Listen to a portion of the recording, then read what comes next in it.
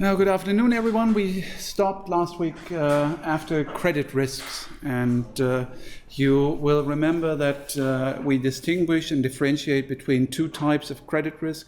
One is the pure and sheer default of a creditor. The other one's mere change in the probability of default. And as you might expect, these changes in probability and default probabilities, they are usually shown and illustrated by changes in rating and rating scales. Now we turn to liquidity risk, and as you can imagine, liquidity risk is paramount to banks and financial institutions in general. Any type of financial institution usually deals in capital. They transform cash flow streams from one investor going to another investor, and because of this business model of changing capital and changing cash flows, especially financial institutions are exposed to liquidity risk. For other types of industries and industrial firms, liquidity risk might be of some importance. Sometimes it's completely unimportant. For example, we will see that later on there is one important part of the financial industry that is not really exposed to liquidity risk. But first of all, we need to come up with a general idea of what liquidity risks are and how they come into play. So far in this lecture, we've only dealt with potential risks and risk exposures that might lead to a financial loss to a company. But in the end, financial losses are not at the very core of a business failure. Insolvency, bankruptcy is. Now, if you have a loss, if you lose money, it's bad for business, it's bad for your company, but you might and will probably be able to survive a financial loss. But if you compile losses after losses, at some point, you get to the point where you are no longer able to bear all these losses. And at that point, you are forced to file for bankruptcy. And bankruptcy, that is the thing you want to prevent, because losses are bad as well, but you might be able to survive some of the financial losses. So insolvency, bankruptcy is the inability to regularly meet your short-term payment obligations. You have some short-term payment obligations. You need to pay out money to customers, suppliers, anyone who has a claim against your company.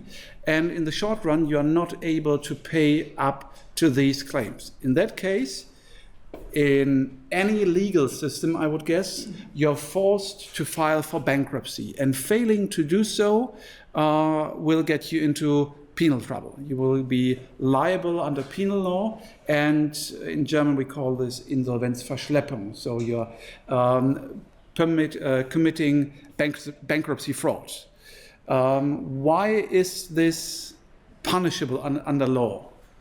Why is this something that should be punished by the state or by the government if you commit bankruptcy fraud? Okay. Everyone's already asleep, yeah? Because you can make more debt if you already know that you will not pay back the money. You're defrauding investors. You are telling investors that you will be able to pay back their money, but in reality, you already know that this will never be the case. You are getting capital, you're taking money from people, although you already know with a 100% possibility and probability that you will not be able to repay, for example, a loan or some other kind of debt. So this is bankruptcy fraud, and you're forced and you're obliged to file for bankruptcy as soon as you realize that you actually are bankrupt. Okay. Now, this is closely connected to liquidity risk, because in the end, after having suffered financial losses, you're running out of liquidity. But what is liquidity? How would you define liquidity? And actually, there's a pretty simple and very good definition for liquidity. First of all, you have to make a slight distinction. We're talking about what? The liquidity, first of all, of a financial asset, And second of all, we are talking about the liquidity of a company as a whole. Both are quite strongly connected to each other. But first of all, what is the liquidity of an asset? Yeah? It shows how fast you can sell it or make it into money. Yes. Actually, it's the ease with which you can transform an asset into liquidity, into liquid assets, into money. And in other words, it's the ease with which you can buy or sell an asset. Actually, liquidity works in both ways. It's not just the ability to sell off an asset, it's also the ability to buy an asset if you are in dire need of one. So the liquidity of an enterprise, first of all, is the ability to fulfill all due obligations, all short-term debt. If you're in need of paying back a loan or interest rates. Now the company, how does the company obtain this ability to pay up on all short-term debt? Simply by retaining sufficient liquid funds. What are liquid funds? First of all, of course, money, cash, and short-term disposable assets, short-term assets that can be sold off easily. And here you can see how the liquidity of an asset comes into play, because the more liquid, or the more liquidity you need, the more liquid assets you require. And the liquidity of an asset is the ease with which you can buy or sell any given asset. For example, this pen is not very liquid. Let's assume I bought it for 10 euros and I will only be able to sell it for, say, 3 euros, 5 euros on eBay. So it's not very liquid. By definition, the most liquid asset is currency, cash, right? If I have a 10 euro bill, you would probably be willing to give me 10 euros for that, I hope. And cash is by definition the most liquid asset. And then you go down. Stocks may be liquid, bonds may be liquid. And remember that liquidity works in both directions. First of all, it might be usually that you want to sell something. So if I need cash, I want to sell this pen. I will not be able to get a good price on it. And remember, it's by definition the ease with which, in German, die Leichtigkeit. So it's not about just speed, it's not about the price, because both are interchangeable. If you cannot sell it at a good price now, you might have to wait, or you would have to lower the price.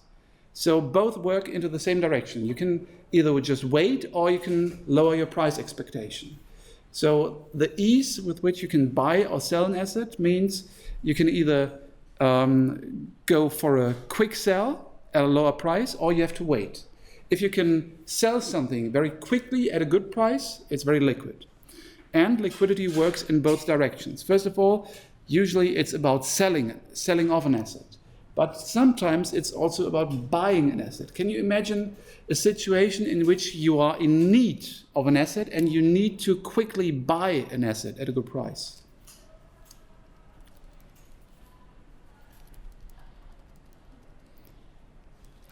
Yeah?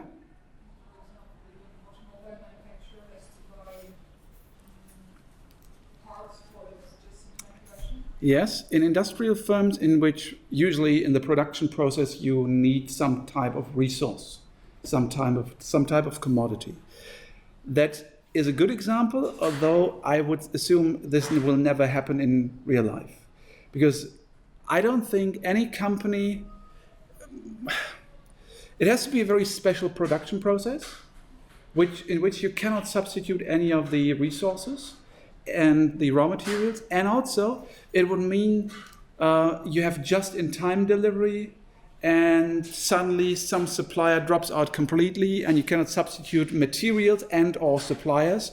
So I don't expect this to happen a lot in real life, but it is possible. Also, this is quite simple and happens all the time in derivatives trading. Now, remember that in a simple derivative contract, for example, an option contract, if I sell you an option, for example, a simple call option, I am selling you the right to exercise that option, and I have a short position in this option contract. Now, if you choose to exercise it, I need to supply, if we do have physical settlement, I do need to supply you as the buyer of the option contract with the underlying. And in that case, I have to buy and to supply you with for example, one stock of BMW. And if the prices of BMW stocks are right now, if the stock is not very liquid, I have to buy the stock anyway, because I need to supply you, I need to give you one stock of the underlying. Is that clear? But that's in physical settlement. And of course, liquidity will also play a role in cash settlement. Why? Because liquidity is priced. Yeah, if you buy any financial asset with higher or lower liquidity, this will be reflected in market prices. Have you understood this concept? That if you are short in the underlying in a derivatives trade and a derivatives contract, liquidity is a necessary given for you to supply the buyer and the buyer of the option if he or she exercises the option with the underlying. So liquidity plays a role. Okay. So what do we have? We have an asset and the liquidity of an asset. Then, of course, the asset liquidity is determined in part by market liquidity.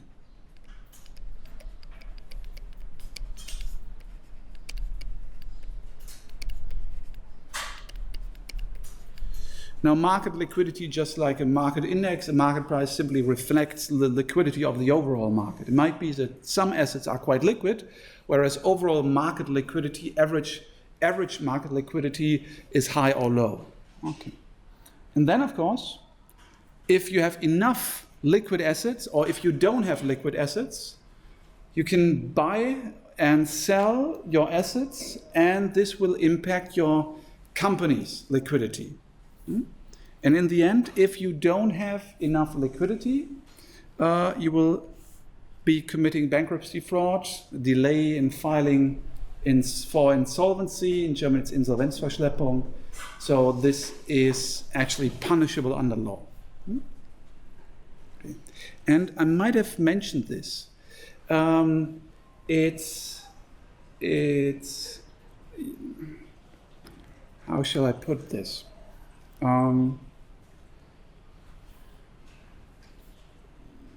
You will be committing insolvency or bankruptcy fraud quite easily if you don't pay attention to liquidity risk and liquidity risk management. Why?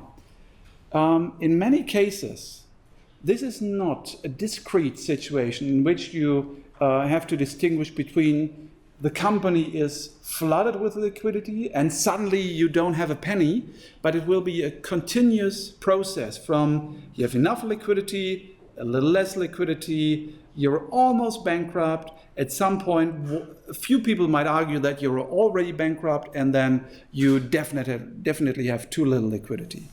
And I saw this in one internship with a CPA, a certified public accountant, one of the big four accounting firms and auditing firms. And the company we were auditing actually did the following. It was a retail company, so they had a large part of their business was buying retail products they sold in their stores. And what they did is they at some point simply told their suppliers, we are no longer paying our bills with a 10-day notice. We will now take 2 weeks more to pay the bills.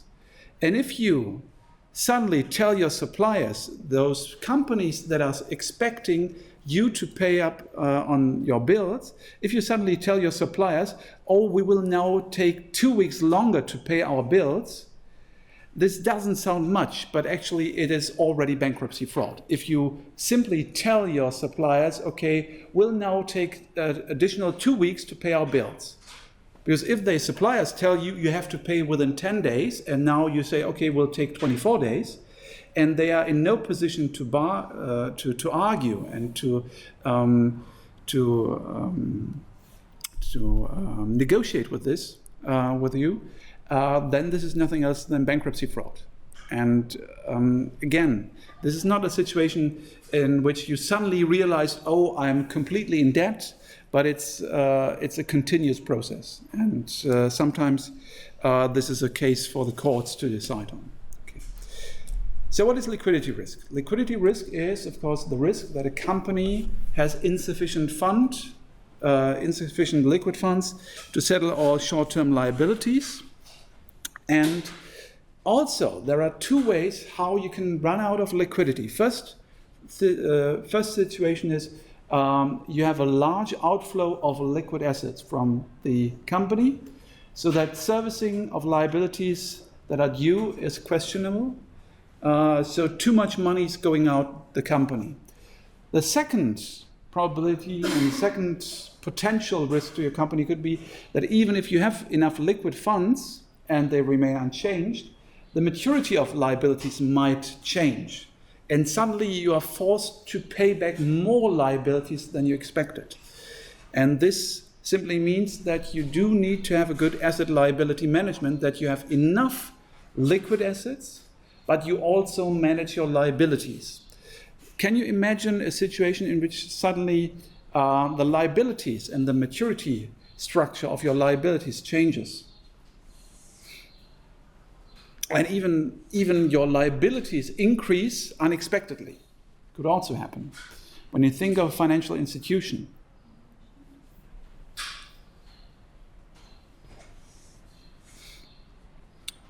yeah? Maybe if the law has changed and you have to stock up on all your reserves? Yes, that might be. Hopefully, lawmakers will take this into account, that if they change regulation and force you to step up your reserves, that this will not force banks into bankruptcy due to liquidity considerations. But it might be. Yeah? I mean, liquidity is, of course, affected, but usually this is not the main risk that can happen to banks, because I would assume regulators to keep a close watch on this. And if they realize that such a step would force the bank into bankruptcy, they would probably tell them that they have a little bit longer to fulfill all their capital requirements and reserve requirements. With banks, this could happen quite quickly in case customers use and draw on their credit lines. You know what that is? A bank usually gives you a credit line. What is a credit line? In German, it's the same word, Kreditlinie. It's just the wholesale variant of what we in German call the Dispo-Kredit in retail banking.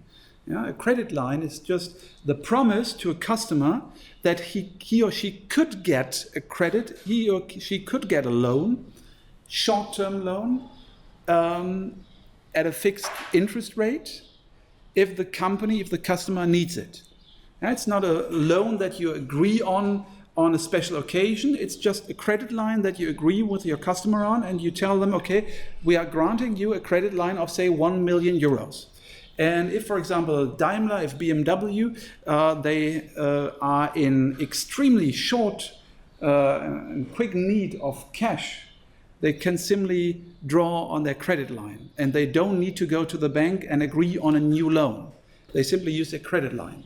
But that also means that if many customers at the same time use their credit lines, first of all, this is a good thing, because those are usually high priced and the bank will earn a lot of profit on these credit lines. The problem is that if the bank does not have enough liquidity, it has agreed on credit lines, and suddenly all the customers are using those credit lines, the bank might still run out of liquidity. And this is another important thing you need to remember. Liquidity doesn't necessarily have to do anything with profitability. You know? It might simply be that the company, that the bank, for example, is running out of liquidity because it is doing so much business. Yeah? And if you don't have a good liquidity management, liquidity risk management in place, You still could go bankrupt even though you're not you are still earning a profit and you're not making financial losses. Okay, so the maturity of the liabilities might change. It might be that you have too much outflows of liquid assets and so on. And the liquidity risk is also sometimes referred to as refinancing risk. Why? Because in many cases, large companies will finance themselves with, for example, large bonds. And they have a 5 or 10 billion bond outstanding.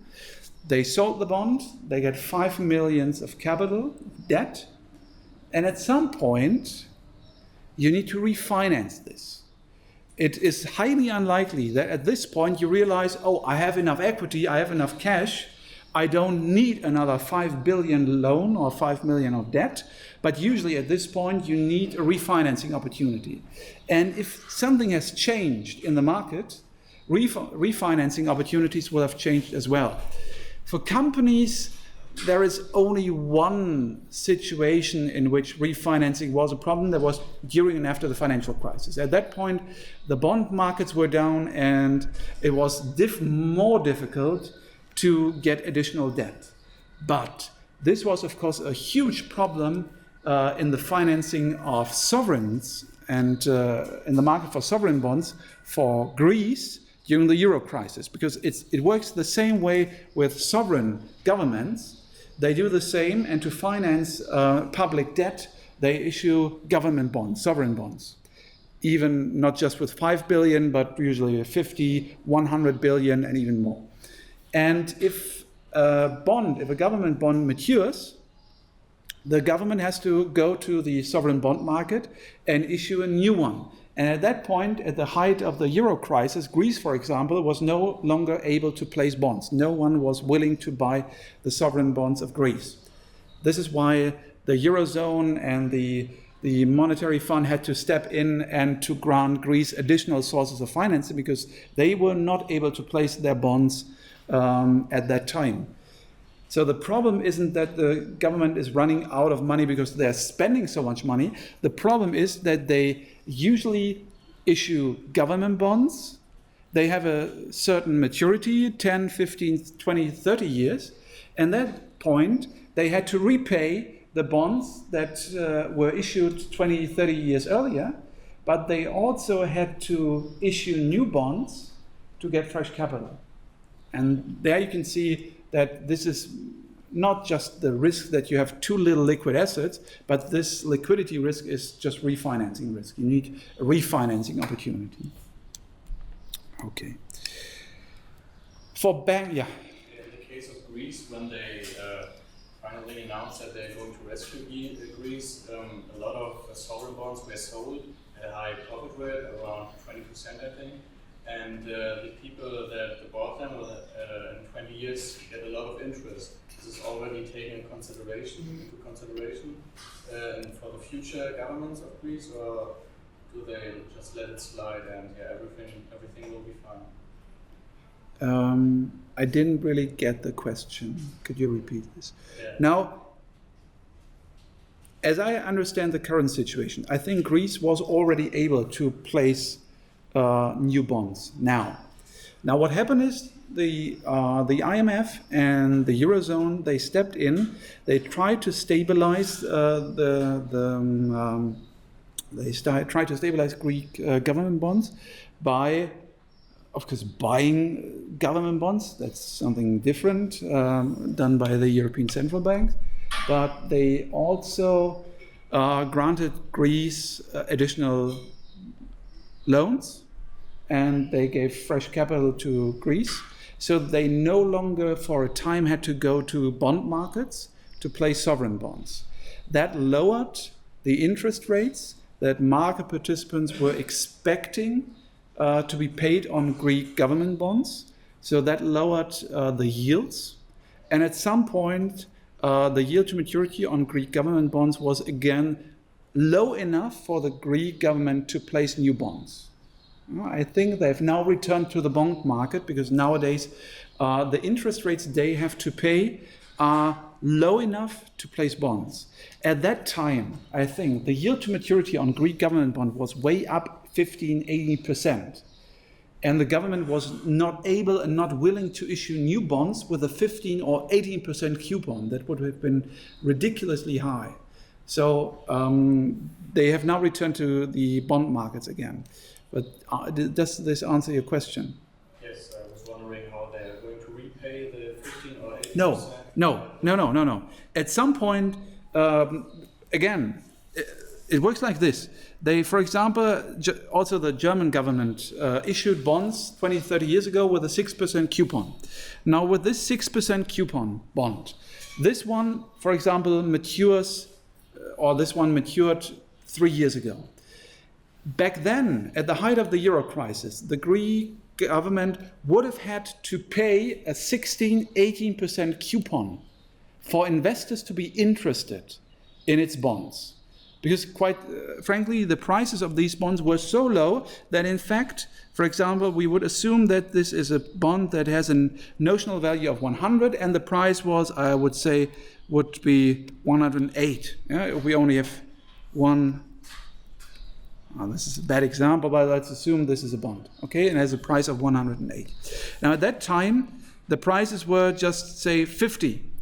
Which means that if you are paid a fixed interest rate of 6% and the bond with a notional of 100 only costs 50, the internal rate of return, the Internzinsfuß in German, the yield to maturity would have been 15, 18%. Now, if this bond matures and you want to get refinancing via the bond market, you would have to offer a new fixed coupon on this new bond of 15%.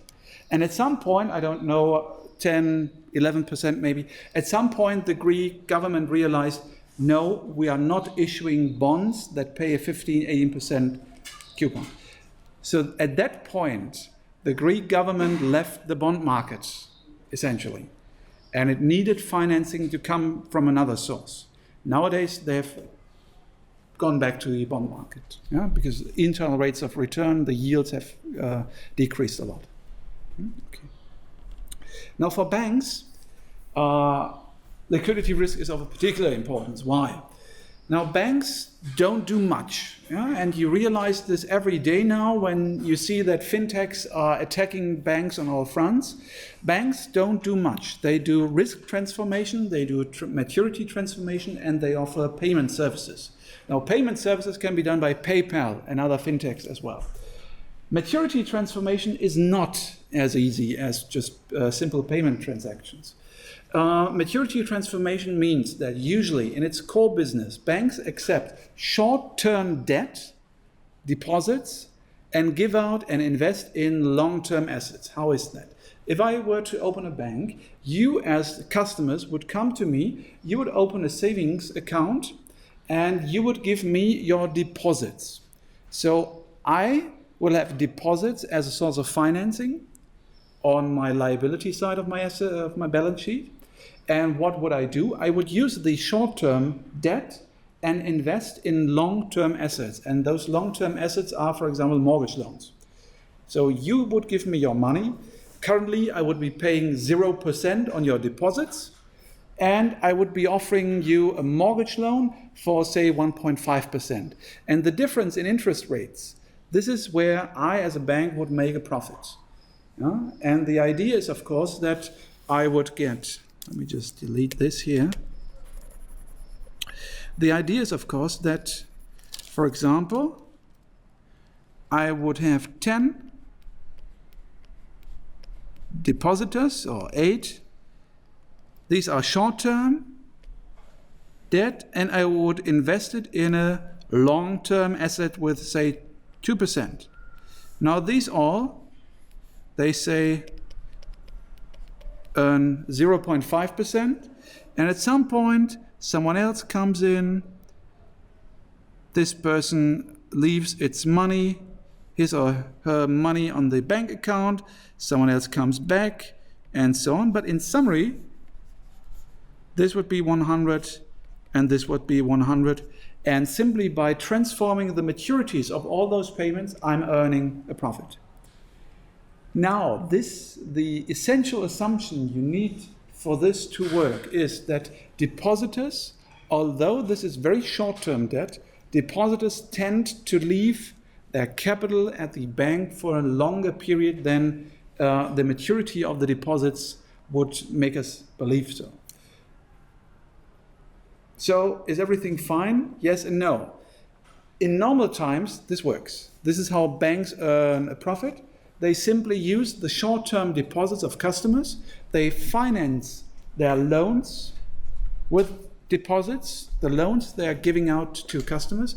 They transform maturities, and as long as the withdrawal and the new business is somewhat random, you're in the clear. But as soon as all depositors start to run to the bank and withdraw their deposits, this can cause a sudden drop in liquidity, and this can cause a bank run and the abrupt bankruptcy of a bank. This is what we call a bank run. In German, it's Schaltersturm, a run to the bank. And this means what? Depositors suddenly massively believe that the bank is going to default on its deposits. And if you, for example, have under the impression that your bank is going to default, you will run to your bank and you will try to get back your money. Yeah? And this is interesting. This is, I think, the bank run problem is at the very core of financial intermediation and the theory of financial intermediation. You can analyze it very interestingly in theoretical models. The most famous ones are the ones by Diamond and Dybvig from the 80s. And the interesting question now is, what causes a bank run? Now, obviously, there are two possibilities. Do you think it's rational, a bank run? This is a very famous case in which an economic decision is individually, yeah? Probably not. Yeah, probably. The question is, from which perspective? This is a classic case of an economic decision that is individually rational, but collectively irrational. Why? Because for you as an individual, if you hear that your bank is closing down, is going to bankrupt, is going to default on your investment, it is rational for you to start running. But if you do so, you are just one tiny part of a large development that will cause the bank to default. So it's a self-fulfilling prophecy that by being rational individually, you're causing the very same problem you're afraid of. Because if you start to run, someone else will see that you are running, he or she will run as well, and then you have a herding behavior that will cause the downfall of the bank. So for you as an individual, it's rational, because if you are the first one, you might get your money back. If you are a second, might still get your money back. If you only come in third place, or if you're the last one, at that point, the bank will definitely have run out of money. So individually, it's rational, but collectively, it's irrational. And you can analyze it in highly sophisticated and interesting theoretical models. One explanation for this is the Diamond model and the Diamond and Dybvig model as well. And the idea behind this model is, you might have learned about this in banking class last semester or next semester. One idea is that bank runs are caused by so-called sunspot events. You don't need anything rational. You don't need anything that actually has happened in the economy. You just need a sunspot event that triggers as an exogenous event this chain of reaction. And if people see this and they fear that if others start to run as well, it becomes a self-fulfilling prophecy, and this exogenous effect on the system, together with this composition and this fragile maturity structure of banks, will cause a bank run. There are other models, for example, one by Gary Gordon from Yale University, that look at bank runs being caused by incomplete information about the state of the economy. If you don't, I mean, the model of by Diamond simply says that you just need a sunspot event. Yeah? You have a sunspot event and depositors will run. The Gordon model looks at this more from a more economic standpoint and says that, okay, you don't just need a sunspot event, but it might simply be that individual investors have different assessments of the state of economy. And if they have incomplete information, if they just think that the bank might default and their assessment of the situation is off the fundamentals, this might also trigger a bank run. What can you do about bank runs? For example, install deposit insurance. You can simply tell depositors, you don't need to run, your deposits are safe. And in Germany, you might still remember this famous situation in which during the financial crisis, our Chancellor Angela Merkel and her then Minister of Finance stood in front of cameras and told everyone German deposits are safe.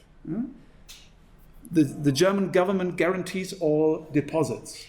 And this was nothing else than a very explicit announcement of deposit insurance. Yeah, we have deposit insurance systems in place in Germany, but at that point, the German government thought that it would help to reassure depositors that even though we have in deposit insurance, people might not know about deposit insurance, and it might help that the government restates the fact that all deposits are safe. I would encourage you to go to the internet, go to YouTube and watch some videos on, I think, one of the last cases of a bank run in Europe. Do you know which one? Very famous case, yeah? Sheep. I don't. In which country? Malta. Yes. Okay. Yeah. Okay. There might have been some also in Cyprus, but those were major bank runs. A major one. Greece, probably. Greece also. Yeah, they had to close down. But even a more dramatic one. I mean, in Greece, everyone was expecting this, right? More or less. Everyone knew the country was in problems and the banking sector was in problems. Northern Rock, in 2007, the bank Northern Rock in the United Kingdom. No one was expecting this. And at that point, at the start of the financial crisis, suddenly people were queuing up in front of the offices and stores of Northern Rock.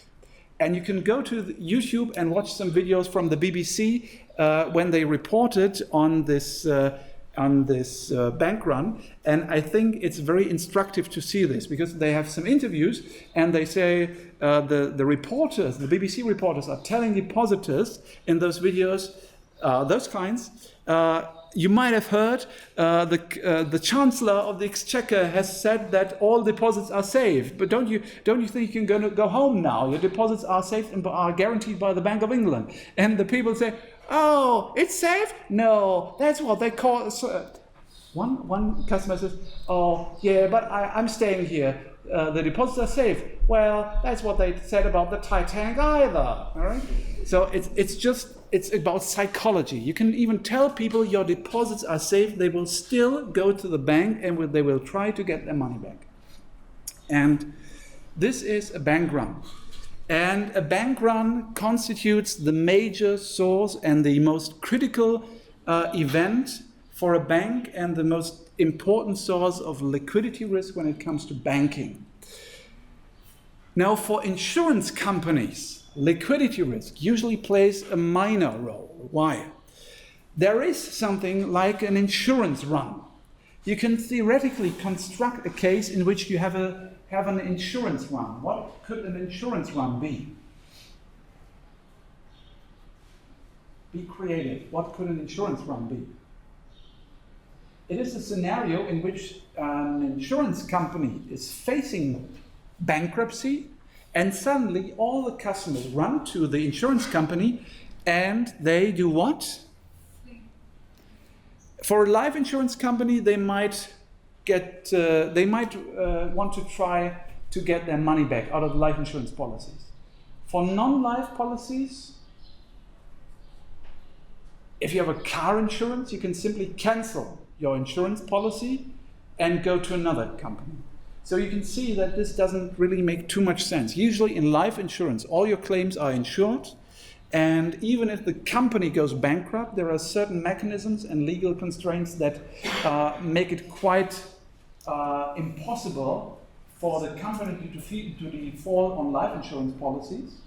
And in non-life insurance, for example, car insurance, housing insurance, shipping insurance, and so on, even bicycle insurance, why would you want to run to your insurance company? For example, if you have a car that is insured with Allianz, largest German insurance company, and Allianz would face bankruptcy, and if it goes bankrupt, you suddenly would be left standing without car insurance. In that case, you simply go to the next best insurance company and get a new contract.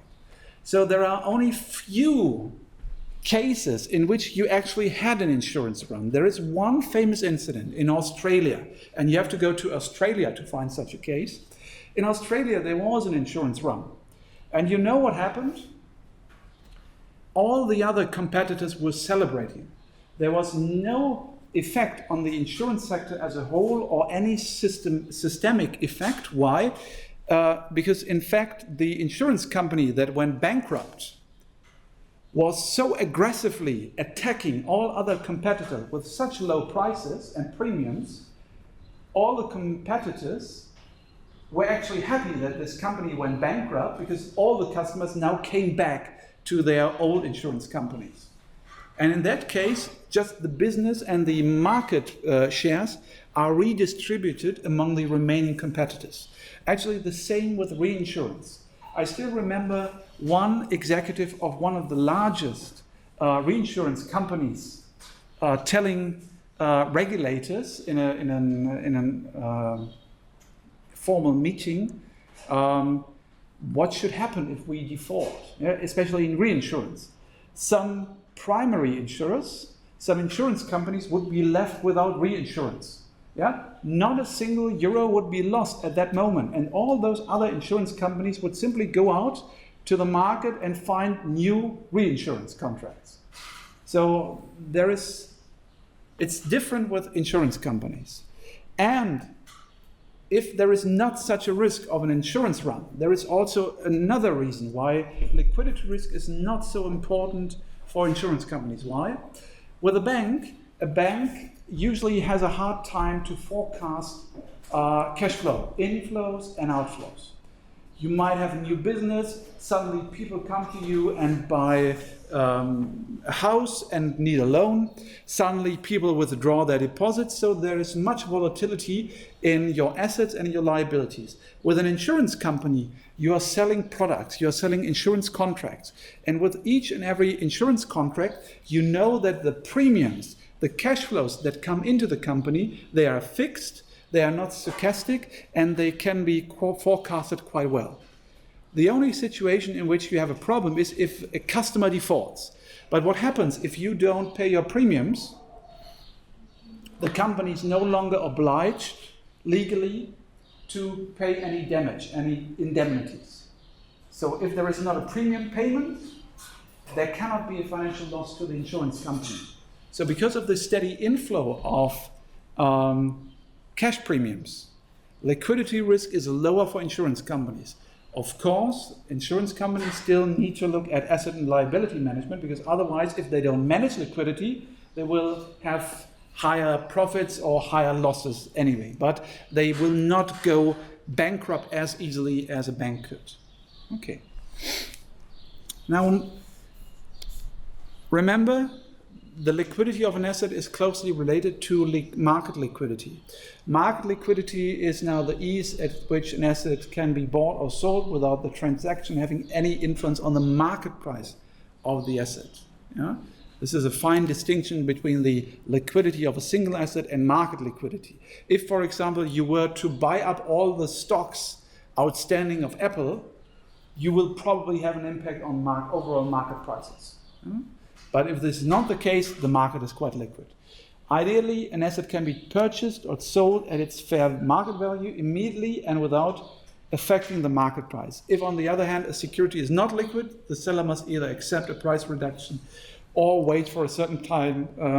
And this is what I meant earlier, that it might be reflected in a different price, but it might also be reflected in a period of time you have to wait to get the best price you're interested in.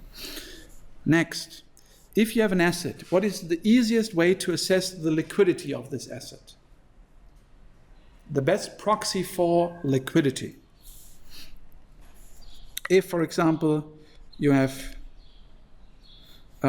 you're interested in the liquidity of the Apple stock. Yeah? The spread between what? Yes. We call this the bid-ask spread. The spread between the bid price and the ask price. Now, if you don't know how this works, I would encourage you to look at our course on stock market trading. In a stock exchange, in a stock market, you always have two prices, one for buying and one for selling. And the difference between the two is called the bid-ask spread, Geld-Brief-Spanne in German. And the difference, for example, if you have a price of 100 and a price of 99.8, the spread will be 20 cents. And if the difference is 50 euros or dollars, let's assume it's 50 euros, this asset is highly illiquid. The same with my pen. I can buy it for 10, I can only resell it for 5, so it's highly illiquid. Very liquid asset could be gold. You can buy it virtually at the same price for which you can also sell it. And the bid-ask price reflects the liquidity of an asset. If you want to assess the liquidity of a market, you can also take the bid-ask spread in a market index, or the average bid-ask spread of all stocks traded on this market. Or you could also do what? You can also look at proxies that show you how much trades have been going on in this market on an average day, number of trades, the volume, the dollar volume that has been traded, and those are proxies for market liquidity. Now, this is a huge area of research. Liquidity, market liquidity, funding liquidity for firms, and also the asset pricing, asset price implications of this. Why? You might all know the capital asset pricing model, which states that the cross-section of stock returns is affected by the beta factor and the market return. And there is an application and actually an extension of the capital asset pricing model that is the liquidity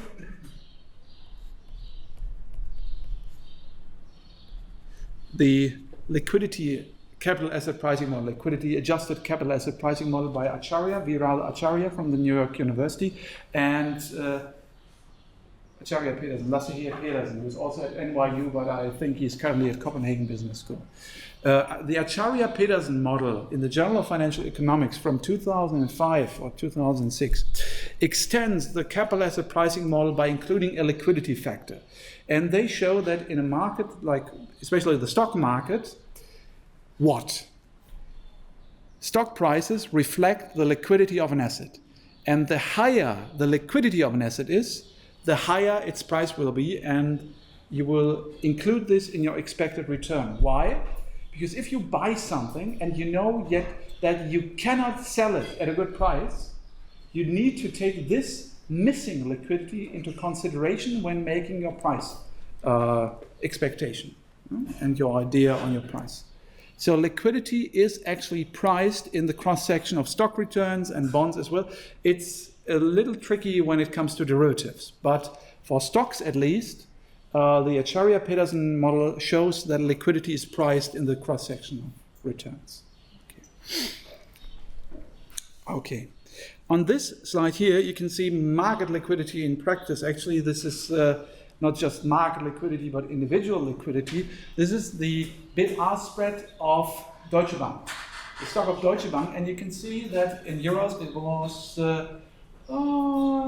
usually less than 10 cents for most part, and you can see that at this point, for example, here, in 2009, you had a bid-ask spread of almost €1, which simply shows you that liquidity and market liquidity is something that is at least correlated with the market turmoil.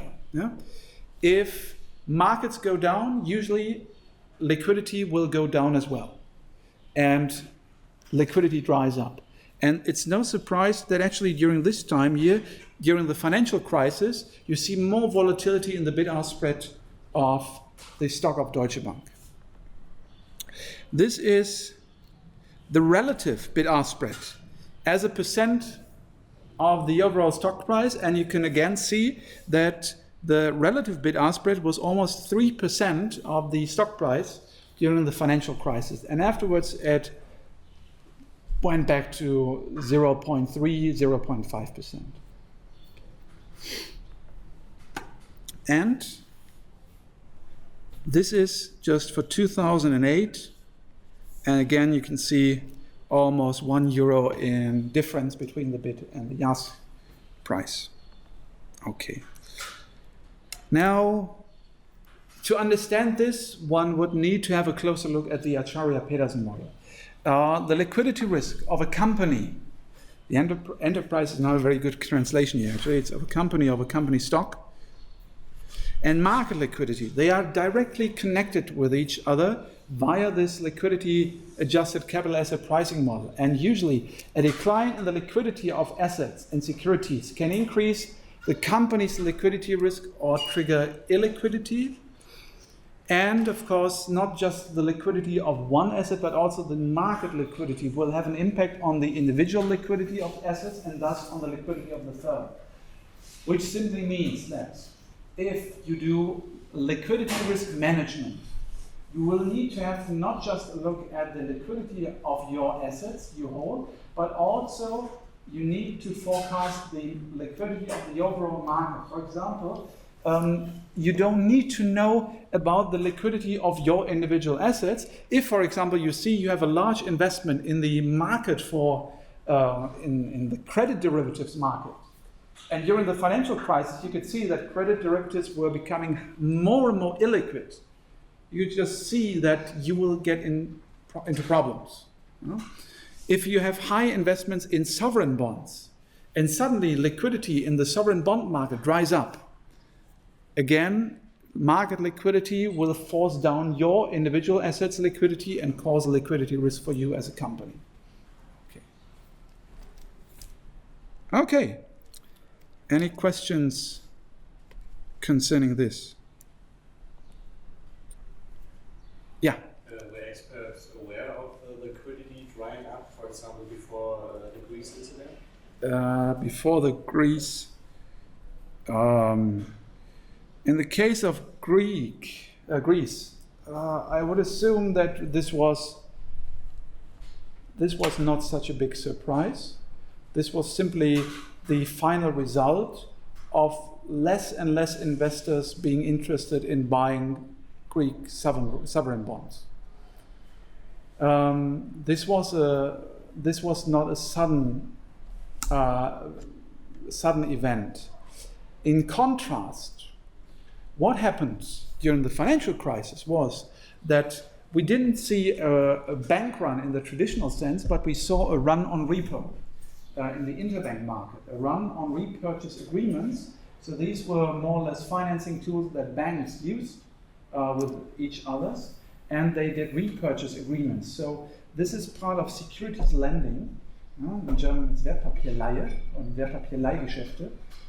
It works more or less that in a way in which banks lend securities to each other, and they borrow money from other banks against these securities being used as a collateral. And these are repurchase agreements, and there was a very liquid market for these repo agreements, and banks thought that they are always able to get short-term financing via repo contracts on the interbank market. But at some point, during the financial crisis, suddenly banks were no longer willing to grant loans to each other, and they were no longer active in this market, and everyone wanted to out. And then liquidity in the repo market dried up overnight, and banks were no longer able to get short-term financing. And then they had to go to the central bank, and they had to be bailed out. That was sudden. In the case of Greece, I would assume that everyone was slowly becoming aware of the fact that the yields were steadily increasing, and as a result, prices were going down, and you just know that liquidity goes down as well. So, and you can see this from the time evolution of the yields on those government bonds. And it's also different with government in the sovereign bond market, because you don't have bonds maturing on every day. Yeah? You simply know that, for example, and you can read this in the newspapers as well, that now everyone is aware of the fact that in 6 months, Greece will have to refinance a maturing bond. But then you know, okay, we're good, and we'll have a problem in 6 months, and this is no longer a surprise to market investors. In the repo market, this was different. Okay. Any other questions? Because if not, we now turn to operational risk, or op risk. What are operational risks? I usually describe operational risk as the bucket into which we throw all risks that don't belong to market risk or credit risk. And essentially, in the Basel II banking regulation, it's exactly this. Now, the common denominator of all risk types we've discussed so far are that they have an exogenous character. For example, we have a change in exchange risk. We have a sudden change in the behavior of depositors. A supplier or a customer defaults, and suddenly something happens outside of the firm, and this impacts financial losses within the firm. And those risks were related to the very core business of the firm. So we are selling products, we are giving out loans, and something happens with this. Now, losses can also arise from exogenous influences on areas of the firm that do not belong to the core business, or from endogenous sources of risk.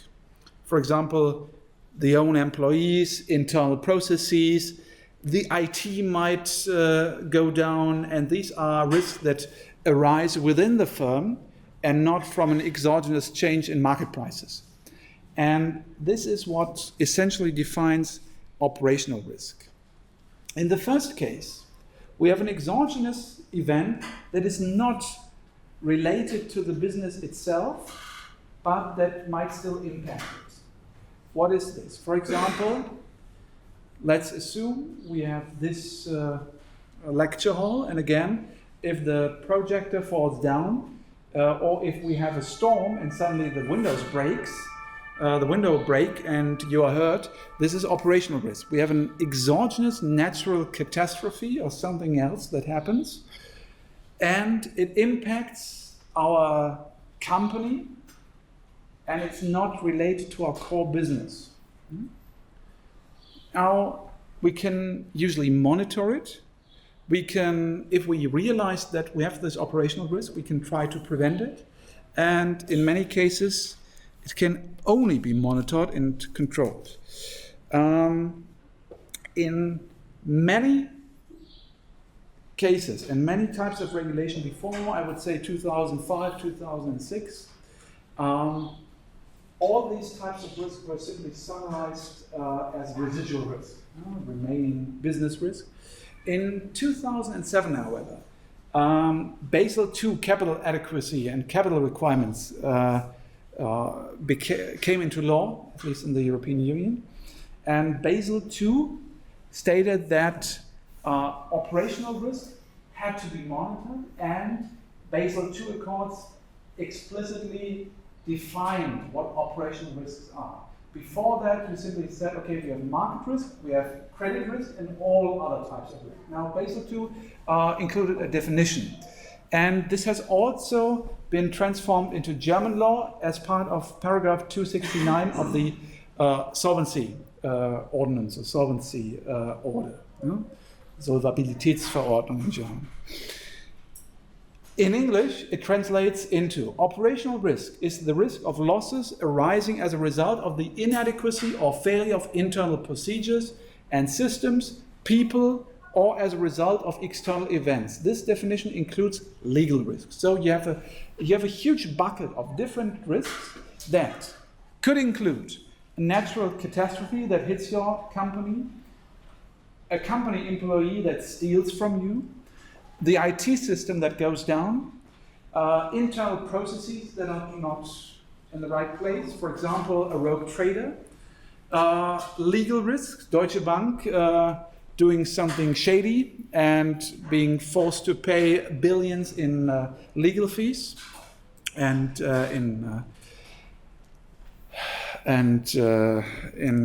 as part of law settlements. And what else? One has to be careful now that one could think that this also includes strategic risks or reputational risks. I don't think even legal risk should be counted as operational risk because it's also more or less illegal behavior of company employees. But it should definitely not contain strategic risks or reputational risks. We have the same in insurance regulation with Solvency II that has only just been enacted. Solvency II, almost 11 years ago, the GDV, that is the largest and only lobby group for the German insurance business, Gesamtverband der deutschen Versicherungswirtschaft, so it's the trade organization of German insurance companies. They specified this in a discussion paper, operational risk under Solvency II, and they said, in German, of course, reputational risk arising from strategic decisions, and risk actively assumed in the context of insurance products are not covered by operational risk, similar to Basel II. So, what does it mean? Again, operational risk is the risk that something goes wrong in your business. An employee does something illegal. A natural disaster hits you. But it does not entail the risk that you are selling the wrong product. If you're Volkswagen and you suddenly think you should enter the market for luxury cars and you put out a Phaeton, if you think that it's a good idea to now produce white chocolate instead of regular chocolate, this is this is a strategic risk and not an operational one. Although one might think that it's connected to the company's operations. Well, it's not op risk. And reputational risk also is not part of operational risk. I usually give this, I think, very famous example. You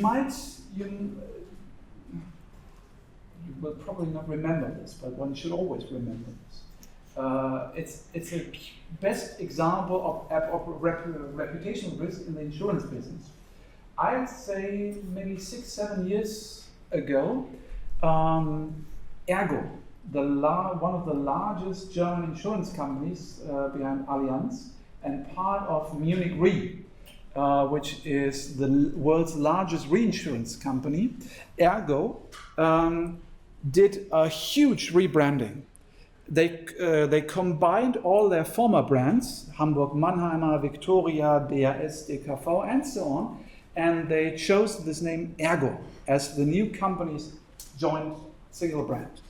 And then they did a huge marketing offensive and tried to convince customers that insurance is not boring. Yeah? Insurance can be simple and insurance can be is not boring. And at the same time, they had a huge scandal that actually they sent their best insurance employees to a huge brothel in Hungary. And they sent, I think, their top 100 employees to a huge brothel in Hungary on company expenses. And then, of course, they had this marketing offensive, we are doing insurance business differently. Well, this worked out nicely, right? This is reputational risk. Yeah? If you are sending your employees to a brothel as an incentive, and this comes out. This is reputational risk, and you should do something about this, but this is not something that should be dealt with in operational risk management. Okay. The most important difference to this earlier conception of operational risk is the definition is no longer based on a distinction from other types of risk. So it's no longer implicitly defined as everything else that is not market or credit risk. It is now explicitly defined, and you have an explicit listing of the most important cases. External events, natural disasters, IT, illegal behavior of employees, and imperfect internal processes. General business risk, reputational risk, and I personally think legal risk should not be included. You saw that in Basel II it is included. One can be different opinions here. And many operational risks are characterized by the following: high claims amount, very low probability of occurrence, and therefore difficult to measure. And again, I think one of the prime examples of op risk is the Fukushima, I think officially it's Fukushima Daiichi nuclear power plant event. What happened is, in Fukushima, you might remember this, the Fukushima power plant was built to withstand severe earthquakes. And I should include this picture, I think, on the slide. 2 months ago, I was in Tokyo. I attended a baseball game, and actually when you enter the baseball stadium, Tokyo Dome, you can see large signs telling you, as a visitor to the baseball stadium, in case of earthquakes, remain calm. The stadium is built to withstand even severe earthquakes. They want to prevent massive hysteria in a baseball stadium, and it's the same with the nuclear power plant. They are built to withstand earthquakes. They didn't think about building the nuclear power plant far enough from the coast to withstand a tsunami. So it wasn't the earthquake that caused the nuclear meltdown, it was the flooding. The electric the electric systems went down after the flooding, and then the meltdown. And this is an operational risk. It's usually a very low probability of occurrence. It's a huge financial loss. It has a huge claims amount, and it's also usually the combination of different events. It's not just the earthquake, but it's the earthquake being underwater, causing a tsunami, hitting a nuclear power plant. Also, same chain of reaction, but this now in the 90s, again an earthquake in Japan. I might have told you the story of Nick Leeson, the rogue trader from Barings Bank. He was a rogue trader at Barings Bank. He put all his losses on one account and his profits on the other account. He only showed the profit account to his superiors, who was promoted and promoted and promoted. He was able to gamble with billions of dollars. And how did this came out? You had a large earthquake in Japan. All Asian markets went down as a result of this earthquake, and suddenly the rogue trader was no longer able to hide all his losses, and then he left the country. So you have a natural disaster that actually is not the cause of the problem, but it simply shows the inadequacy of internal control processes. And this is classic operational risk. And last example, I know this. There is one insurance company here in Germany, in Münster, which has an emergency plan in place because the insurance company's headquarters is just 2 or 3 miles away from a large chemical plant. And if the chemical plant has a disaster, they are afraid that a poisonous cloud could come to the company's headquarters, in which case they have to evacuate. So they need to have an evacuation plan in place, and they need to have an idea of what to do with their employees over the next couple of weeks when no one is able to return to the company's headquarters. They have to transfer all the IT systems to another place, and they need offices for their, I would assume, 500, 600 employees for this time of period until the headquarters is again usable. This is operational risk. It has, and you can see it might be a natural disaster, might be something that comes from another company, but the insurance company definitely has no impact on this, and it is highly unlikely, and it has nothing to do with the business.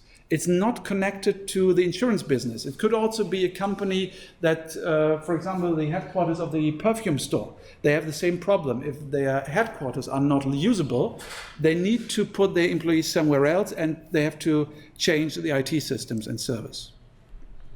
Okay, yeah, I explained this, Great Hanshin earthquake, and this is operational risk.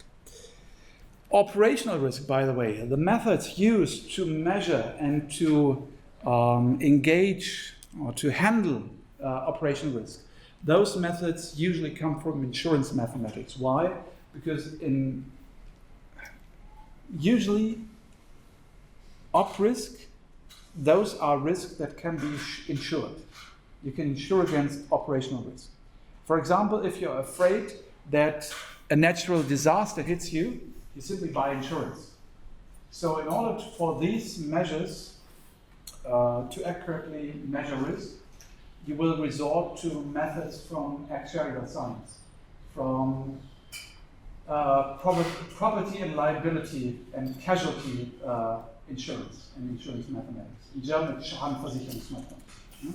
This is what insurance companies do. They try to measure the probability and the potential losses that arise from rain, flooding, fire, and so on. So, actuarial risk. It's a different type of risk, and I don't want to go into detail here because you should, if you are interested in this, you should attend a lecture on insurance mathematics. But I think it's important to know that in insurance companies, actuarial risk at some point they look similar, but they can also look quite different from those risks that, for example, banks face.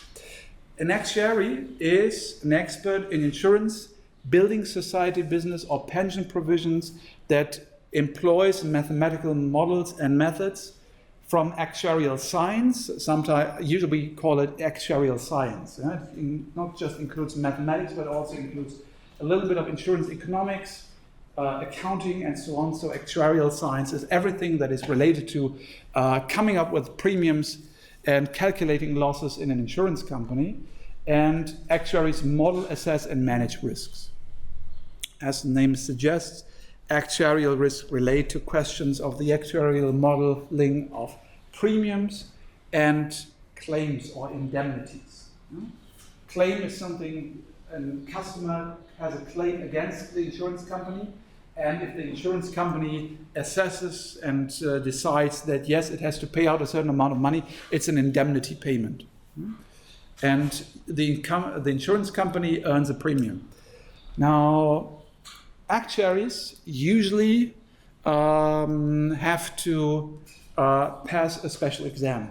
In German, it's the German Actuarial Exam, and then they can become a member of the German Actuarial Society, the Deutsche Aktuarvereinigung.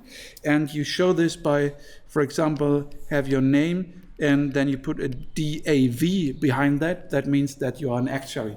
Just like, for example, a certified public accountant puts a WP in front of your name to show that you are a certified public accountant, or Wirtschaftsprüfer in German, or Steuerberater, the same.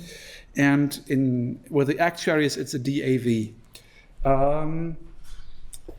Usually, actuaries, you don't need to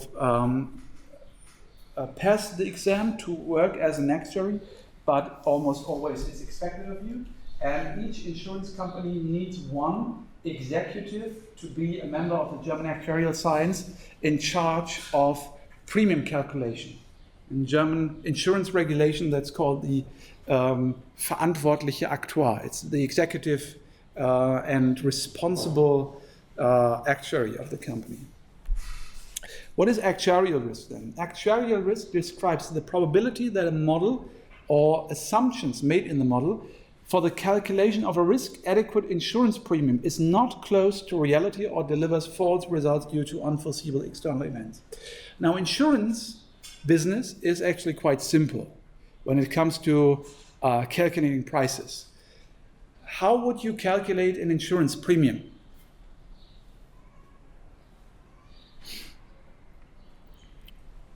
There is actually in actuarial science, it's a very simple. It's called, I don't know the English word. In German, it's the Versicherungstechnische Äquivalenzprinzip, the principle of equivalence in insurance calculation and insurance premium calculation. What does the principle of equivalence mean? It simply means that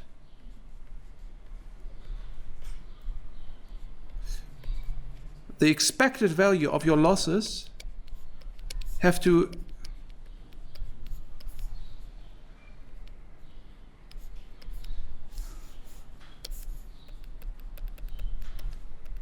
and so on. It means that what has to be equivalent? The expected value of your losses has to equal the expected value of discounted premiums, the actuarial net present value of your premiums. This is the principle of equivalence, which in other words means that you have to pay on average what you are earning on average as a present value, so after discounting. And if this is the case, you have you have a profit of plus minus zero, you're just breaking even on this contract. How, as an insurance company, will you earn money? You will simply increase the premium by a little bit and include a safety buffer, which will earn the company a profit. But on average, each contract has to be calculated or has to include a premium that is calculated on the basis of the principle of equivalence, meaning that on average, losses are equal to the discounted average premium you earn. Okay. Now, if on the left-hand side or on the right-hand side anything goes wrong, the company will not earn a profit, it will lose money. And this is actuarial risk. Now with premiums, it's quite simple. If you have a contract and you agree on, for example, a bicycle, let's make it more realistic. For example, you have a car and you buy car insurance. First of all, you need to know that in non-life insurance, what is usually the length and the maturity of your insurance contract? If you buy car insurance, any idea? 1 year maximum. After 1 year, the premium is recalculated, and even if you have a car and if you have car insurance, you might think, oh no, I have a long-term contract. No, you don't. After 1 year, you can switch contracts, and if you don't cancel your contract, it will be renewed automatically. And you will get a new letter by your insurance company telling you your premium has increased by €5. Yeah, congratulations. But the maturity of your contract is 1 year, meaning that there is no uncertainty in the cash flow of premiums. The possibility that the company will not be able to reclaim the premium payments is actually quite small, and the default probability is negligible. So actually we don't need to calculate the expected value of the premiums, but the premiums are deterministic, they are known. Next thing is, what is problematic in premium calculation? There are two main sources of risk here. First one is, obviously, yeah? You don't know the interest rates? Yeah, this one is highly difficult. Why? Because in many cases, the interest rate is a given by the regulator. For example, in Germany, the so-called Rechnungszins und Basis, I think they're called Rechnungszins. Rechnungszins, yeah. They are actually not determined by the market, but they are given from the regulator, from the federal regulator. And that's never good for a fair premium calculation if a market parameter is simply set by regulators. It's even worse actually in life insurance. There's a huge problem currently in life insurance business because the interest rates that are set by regulators are pretty much high, and they are much higher than market interest rates. And the second source of risk is, of course, L.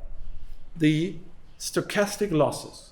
Now, in car insurance, you can imagine how these losses come into place.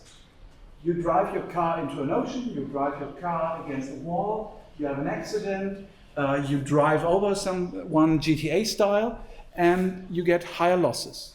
They are stochastic. You need to forecast and model these losses, and this is uncertain. And you need to calculate and to model the expected losses in your individual insurance contract. And if you do something wrong, if your modeling is not accurate, this is actuarial risk. Yeah? And more or less, it's model risk. So it's an underestimation of the likelihood and the level of potential claims, might be related to premiums in some cases, but this is rather unlikely. And you can try to improve the estimation of the loss distribution. You can try to continuously review and revise the actuarial forecasting. But in the end, it comes down to accurately forecasting future claims against the insurance company. And this is what insurance mathematics is all about, modeling losses. And this is a special risk for insurance companies.